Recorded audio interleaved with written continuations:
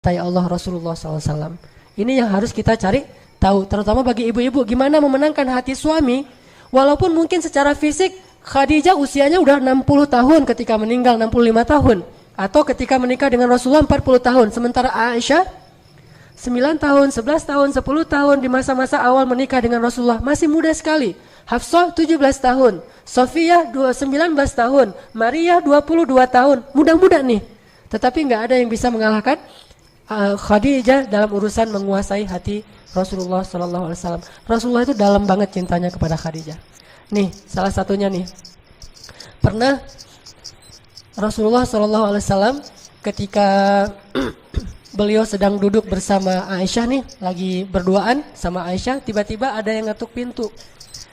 Dan terdengarlah suara sepupunya Khadijah yang datang bertamu ke rumah Rasul. Tapi gaya ngomongnya tuh mirip Khadijah. Karena dia sepupu mungkin punya gaya ngomong yang sama gitu. Gaya ngomongnya mirip, suaranya mirip. Sehingga ketika mendengar tok-tok Assalamualaikum dari sepupunya Khadijah, Rasul langsung terperanjat dan langsung ke pintu, membukakan pintu untuk tamu beliau. Yang beliau menghormatinya, memuliakannya. Sebagaimana beliau sangat mencintai dan menghormati Khadijah. Sehingga diberikan semua jamuan-jamuan yang terbaik yang dimiliki oleh Rasul untuk sepupu Khadijah. Aisyah ngelihat itu, Rasulullah kalau ke Khadijah, jangankan Khadijahnya, sepupunya yang datang, itu Rasulullah tuh bahagia banget. Ini sepupu Khadijah, bangga gitu. Kesempatan yang lain, yang datang adalah teman-temannya Khadijah. Jadi satu geng dengan Khadijah di masa hidupnya, dan tentunya udah seusia Khadijah 67 tahun, 70 tahun, nenek-nenek nih. Datang ke rumah Rasulullah. Tapi karena ini adalah teman-temannya Khadijah dulu, Rasulullah itu nyembeli domba, apa aja dikasih untuk teman-temannya Khadijah. Saking ingin memberikan yang terbaik buat temannya Khadijah, bagian dari bentuk cinta beliau kepada Khadijah. Sampai pernah Rasulullah itu menyembelih domba, terus setengah dari domba itu dihadiahkan dagingnya itu untuk teman-temannya Khadijah. Dilihat lagi oleh Aisyah, karena keseringan kayak gini, Aisyah lama-lama jadi cemburu tuh. Akhirnya Aisyah bilang apa? Khadijah, dalam tanda seru gitu. Kalau bahasa kita, Khadijah lagi gitu ya. Kalau bahasa orang Arab, Khadijah, kata Aisyah. Ya Rasulullah, kata Aisyah karena cemburu, kenapa engkau tidak pernah bisa melupakan perempuan tua itu? Kata Aisyah, kenapa engkau nggak pernah bisa ngelupain perempuan yang udah berumur itu? Langsung Rasulullah dalam keadaan tidak senang, beliau kemudian wajahnya memerah dan mengatakan, ya Aisyah, demi Allah aku tidak akan pernah bisa melupakan Khadijah sampai akhir hayatku. Sesungguhnya dia telah masuk dalam hatiku sedalam-dalamnya dan tidak akan pernah aku lupakan cintanya kepada Khadijah. Terus Rasulullah bilang, dia beriman kepadaku ketika orang lain kufur.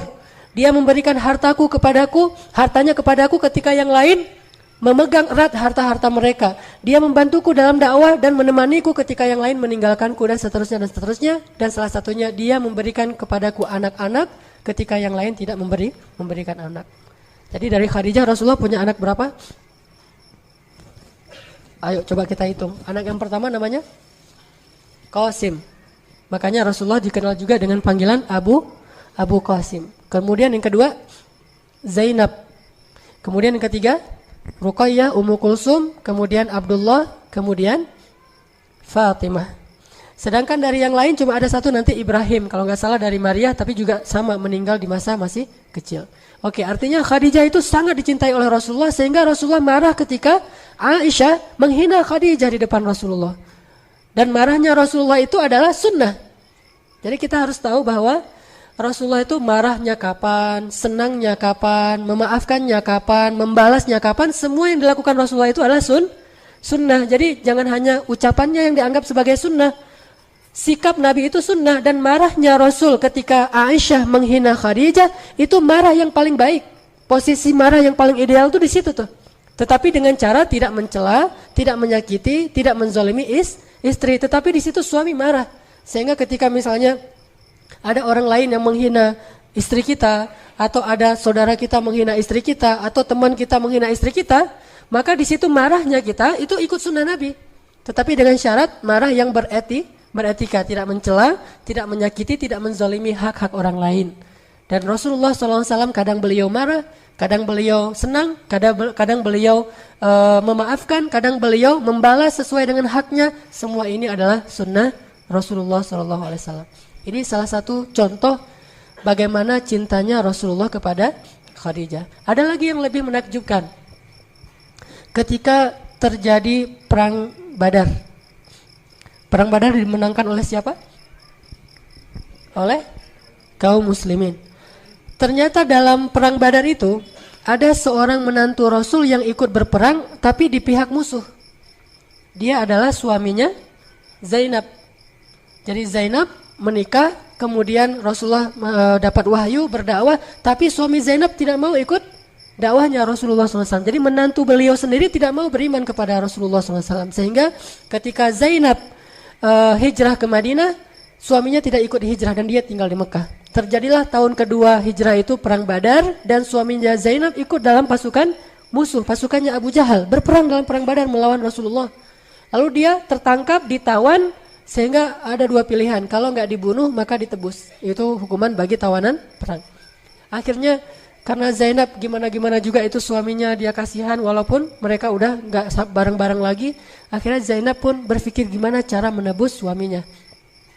Terfikirlah oleh dia untuk membayar menebus suaminya dengan kalung pemberian ibunya Khadijah. Pemberian Khadijah. Datanglah Zainab kepada Rasulullah, kata Zainab, "Ya Rasulullah, saya ingin menebus suami saya."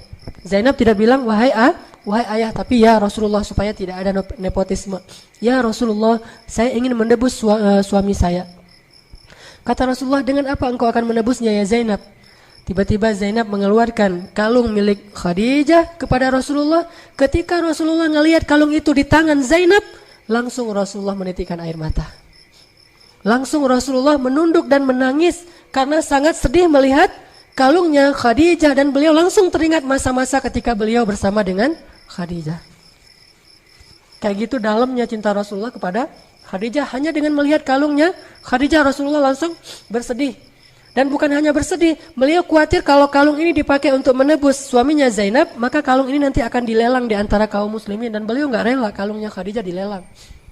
Coba bayangin, ibarat seorang suami yang cinta banget sama istrinya, lalu ketika istrinya sudah wafat, baju istrinya itu dia cium, karena aroma tubuh istrinya itu dia tahu banget kan ya, dan terasa masa-masa bersama dengan istrinya, itu semuanya berarti. Aroma tubuhnya, pakaiannya, kalungnya, apapun kebiasaannya, makanannya, piringnya, gelasnya, itu semuanya berarti karena cinta yang dalam dari Rasulullah kepada Khadijah. Sehingga ketika Zainab mengeluarkan kalung milik Khadijah, langsung Rasulullah menangis. Lalu setelah beliau menangis, beliau mengangkat kepalanya dan mengatakan kepada sahabatnya, "Relakah kalian jika kalian membebaskan menantuku tanpa harus menebusnya dengan gelang istriku?"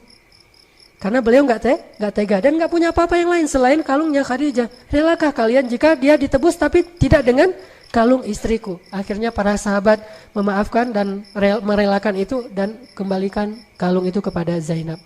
Ini dalamnya cinta Rasulullah kepada Khadijah. Ada lagi yang luar biasa. Ketika terjadi Fathu Makkah, apa arti Fathu Makkah? Ada orang bilang penaklukan kota Makkah, bukan. Pembebasan kota Makkah, karena Rasulullah tidak menaklukkan siapa-siapa. Pembebasan kota Makkah.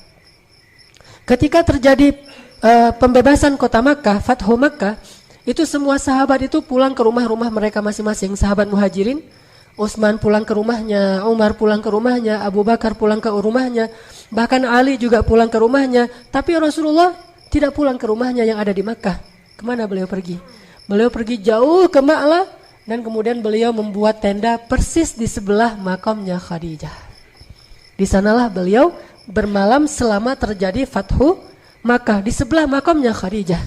Buat tenda di situ. Setelah itu malam-malam beliau nggak mau diganggu, mau berduaan aja dengan Khadijah. Beliau duduk di depan makamnya Khadijah, kemudian beliau bicara kepada Khadijah. Baca nanti Sirah Ibnu Hisham, sirah yang paling lengkap tentang Rasulullah SAW. Disebutkan di situ Rasulullah curhat kepada Khadijah sambil menangis di depan makamnya Khadijah. Rasulullah mengatakan, "Ya Khadijah, sadaqti ya Khadijah, sadaqti. Kamu benar ya Khadijah, kamu benar. Apa yang kamu ucapkan dulu itu benar banget." Apa yang dibenarkan oleh Rasulullah tentang Khadijah? Dulu ketika awal-awal dakwah Nabi lakukan di Makkah, Rasulullah itu kan dicela, dihina, dimusuhi. Khadijah bilang apa? "Ya Rasulullah, demi Allah, jangan khawatir. Sesungguhnya Allah pasti akan memenangkan agama ini, dan Allah tidak akan mengecewakan engkau." Jadi semangatlah ya Rasulullah, Allah nggak akan ngecewain engkau dan Allah pasti akan memenangkan agamamu ini. Itu yang dikatakan Khadijah di awal dakwah. Ternyata sekarang Rasulullah berhasil membebaskan kota Makkah sehingga Rasulullah datang kepada Khadijah, kemudian beliau mengatakan kepada Khadijah dan Khadijah di dalam kuburnya, entah dia dengar entah tidak Allah yang lebih tahu. Rasulullah mengatakan, ya Khadijah, sadaqti ya Khadijah, sadaqti. Kamu benar banget wahai Khadijah. Allah telah menunaikan janjinya untuk memenangkan agama ini sebagaimana kata-katamu dulu. Kemudian Nabi menangis di kuburan Khadijah. Siapa bilang bahwa mengunjungi kuburan orang yang kita cintai lalu kita berbicara di sana disebut bid'ah? Bacalah sirah Ibnu Hisyamnya Rasulullah SAW. Apakah Rasulullah itu mencontohkan hanya diam saja di kuburan? Ternyata Rasulullah juga di kuburan bukan hanya diam, malah bermalam di kuburan. Kalau kita lihat malah Rasulullah bermalam di kuburannya Khadijah beberapa malam dan tidak mau diganggu dan curhat.